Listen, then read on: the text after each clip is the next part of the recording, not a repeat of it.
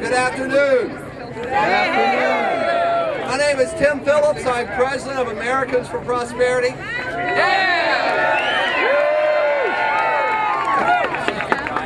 We thought that we might want to have a little get-together today since so many of us were in town. And I'll tell you something.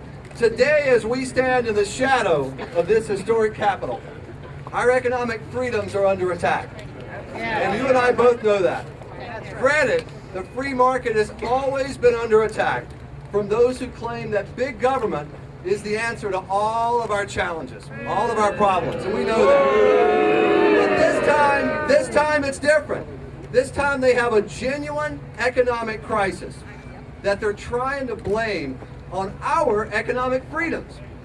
And they're going to use the economic situation as an excuse to push for the biggest government expansion in decades and perhaps ever. And we've got to fight it, my friends. We have got to fight this expansion. If you want to know what they're planning, look at who their leaders are and what they're saying. And I want to read one quote to you that I think summarizes everything the other side wants to do to you and to me. It comes from Madam Speaker, Nancy Pelosi. Last week, on the floor of the House, she had the following quote, and I'm going to read it. Left to its own devices, the free market, she's speaking of, has created chaos. This bailout legislation, or this legislation, is not the end of congressional activity on this crisis. Not the end of congressional activity on this crisis.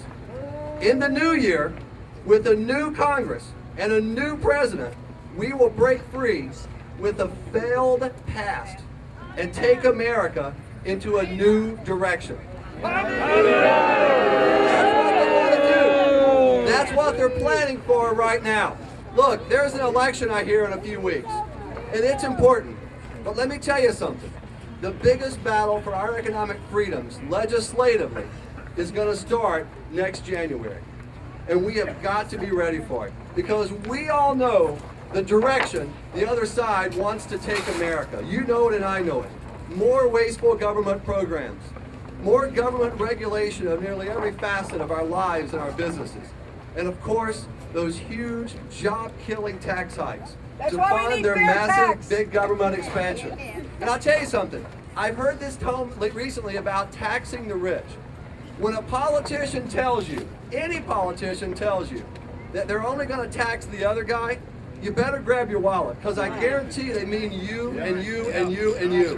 It's never about taxing just a few people. That's their rhetoric. The reality is it's higher taxes for everyone. And let me just give you two examples. The 2001, 2003 tax cuts, cut taxes, cuts the marriage penalty, right? You know the marriage penalty. It cut those.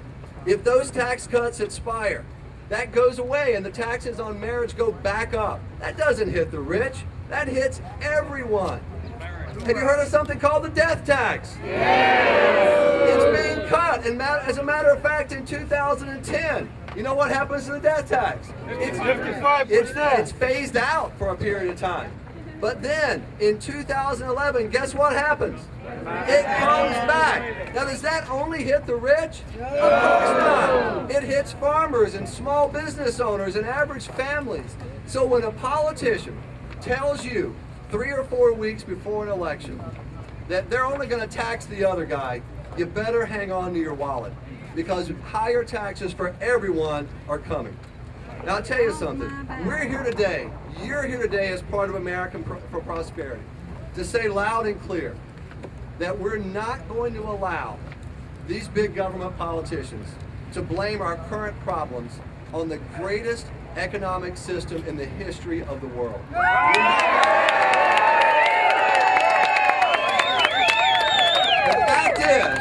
The fact is, this situation was caused by flawed government policies, not the free market. And as America's premier free market group, Americans for Prosperity, we're going to take this message across the country, beginning right here in Washington, D.C. today. After all, for the last 200 plus years, our economic freedoms, our free market, if you will, have lifted more people out of poverty and despair than any other economic system in the history of the world. Over the last 200 years, our economic system, our free markets, our economic freedoms, if you will, have lifted more people to prosperity and to a better life than any other system in the world. Folks, it's not by accident that the American dream is unique to the world. You don't have it called by another country's name. And why is it the American dream? It's the American dream because here, with the freedoms we have, we can go out, dream big dreams, and with hard work, determination, and with this system in place, make those dreams come true. You know, the American dream, it's not a government program. Yeah. I grew up in upstate South Carolina in the 1970s, in Lyman, South Carolina, a little textile town back then, and times were tough in the 70s. You may remember the 70s. Things were so bad, Jimmy Carter was president. That's how inflation was up, unemployment was up, jobs were hard to come by. And I was growing up, gas prices were up, gas lines, rationing. And as I was growing up in South Carolina, when I was in high school, my parents didn't say to me, son, things are tough. But don't worry, those guys from Washington, they're going to bail us out. They're going to take care of us. Don't worry, sit back, just snuggle up and wait for the government to come get you out of this. They didn't say that. You know what they said? They said, son, you live in America. You're an American. That's your birthright. You go out and you work hard. You go out and you fight, have determination and grit and drive. You can accomplish anything that you want to do, son. Now go do it.